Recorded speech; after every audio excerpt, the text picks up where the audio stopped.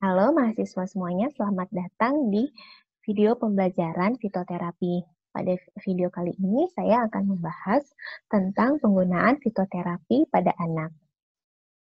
Mengapa penggunaan fitoterapi pada anak harus memerlukan perhatian khusus? Kalau kita bandingkan antara anak-anak dan orang dewasa, struktur dan fungsi organ serta reseptor-reseptor yang ada di tubuh anak belum berkembang secara sempurna. Hal ini mempengaruhi respon dari farmakokinetik, yaitu absorpsi, distribusi, metabolisme, dan ekskresi obat-obatan, serta respon farmakodinamik. Hal ini terkait dengan interaksi antara obat dengan reseptor yang berbeda antara anak-anak dan dewasa. Oleh sebab itu, diperlukan adanya penyesuaian terhadap rentang terapeutik yang digunakan. Selain itu juga harus diperhatikan bahwa obat berada lebih lama di tubuh anak-anak karena proses ekskresi dan metabolisme yang lebih lambat.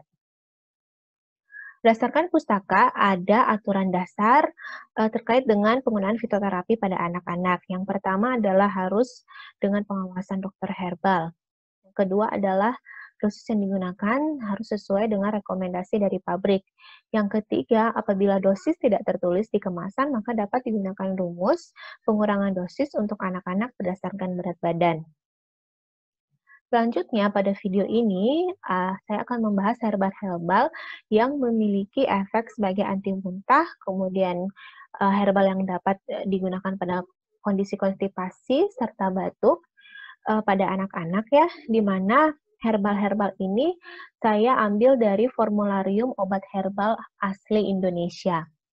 Yang pertama adalah jahe, bagian yang digunakan adalah rimpang, ini sebagai anti muntah pada anak. Kalau kita lihat kandungan kimianya banyak sekali, antara lain adalah minyak atsiri, sekitar 1-3%. Kemudian dari data keamanannya ya, ada senyawa 6 ginjerol dan 6 syogawol, yang memiliki LD 250 sampai 680 mg per kilogram berat badan. Ini cukup lebar rentang dosisnya. Kemudian dari uji klinik, yang pertama itu menggunakan serbuk jahe dibandingkan dengan dimenhidrinat untuk melihat pencegahan gejala-gejala yang muncul pada saluran pencernaan saat mabuk perjalanan. Dilihat bahwa jahe lebih efektif karena memiliki efek langsung pada GI tract.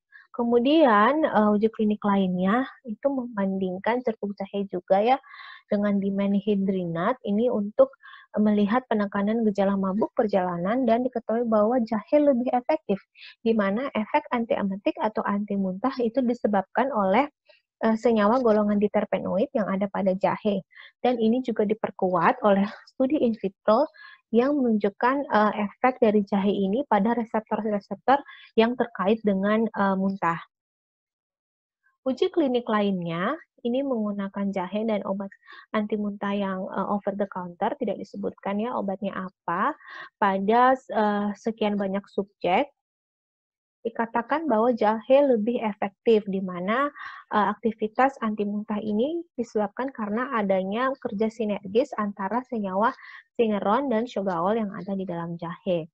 Studi klinik lainnya antara jahe dan placebo dengan menggunakan metode randomized control trial itu menunjukkan bahwa jahe lebih efektif.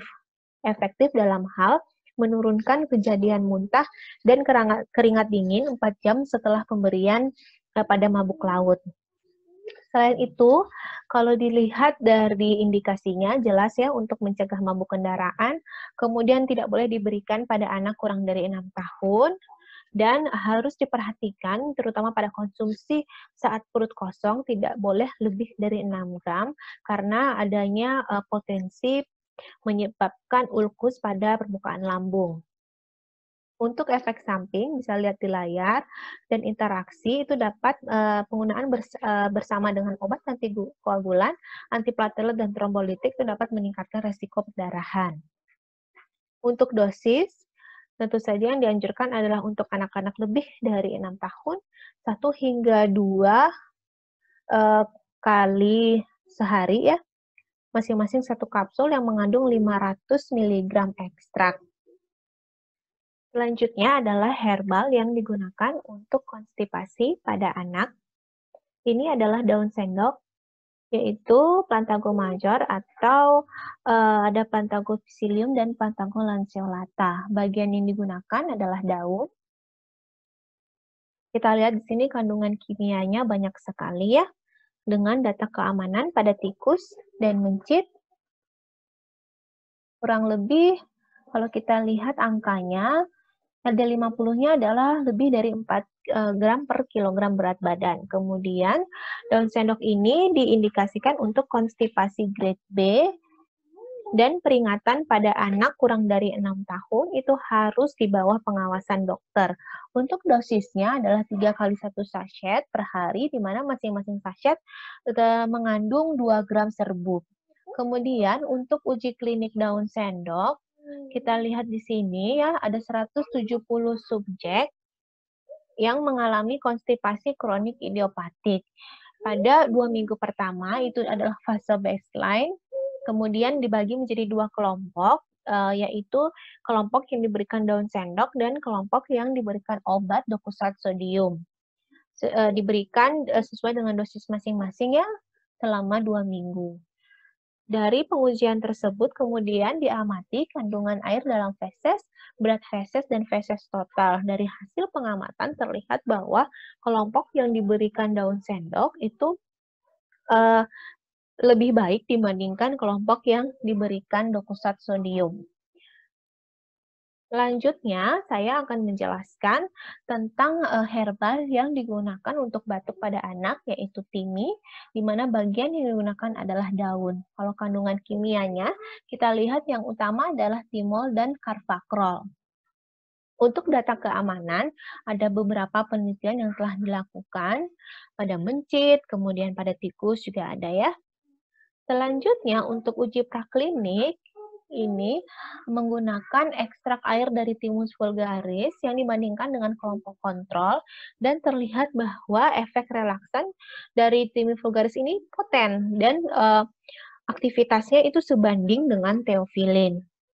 Selain itu, efek spasmolitik dari timi ini diketahui karena kandungan flavon, yaitu polimetoxyflavon, sedangkan efek sekretomotorik itu disebabkan oleh adanya kandungan saponin dan minyak atsiri. Kemudian, untuk uji klinik ya, dari timi ini dilakukan pada 154 anak usia 2 bulan hingga 14 tahun yang memiliki kondisi bronkitis. Kemudian diterapi dengan 15 hingga 30 ml sirup timi dan dilihat bahwa terjadi adanya perbaikan intensitas batuk pada 93,5% pasien. Untuk indikasi, ini adalah sebagai ekspektoran grade C, kemudian peringatan kepada pasien dengan riwayat alergi, dan efek sampingnya bisa menyebabkan dermatitis kontrak, interaksinya belum diketahui. Untuk dosis, itu untuk anak lebih dari 1 tahun, yaitu 2 kali 1 sendok makan atau 250 mg ekstrak cair. Ini adalah pustaka yang digunakan. Sekian untuk video pembelajaran kali ini. Terima kasih sudah menyimak.